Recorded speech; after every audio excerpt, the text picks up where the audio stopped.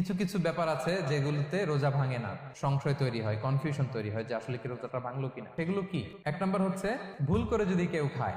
দুই নাম্বার হচ্ছে এটা বিবাহিতদের জন্য, বিবাহিতরা ফিজিক্যাল ইন্টারকোর্স যদি করে, দেহ থেকে সিমেন আউট হলে রোজা ভেঙে যায়, কিন্তু স্বাভাবিক মেলামেশার সাথে রোজা ভাঙে না। তিন নাম্বার ওয়েট ড্রিম, বাংলায় বলে স্বপ্ন দোষ।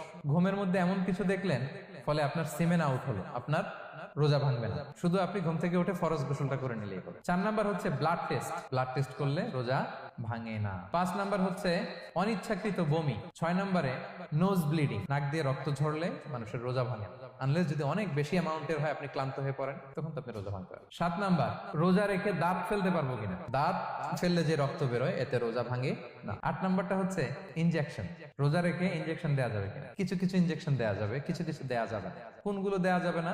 এনার্জেটিক ইনজেকশন দেওয়া যাবে না, যে ইনজেকশনে ফুড সাপ্লিমেন্টারি আছে, যেটার মধ্যে নিউট্রিশন ভ্যালু আছে,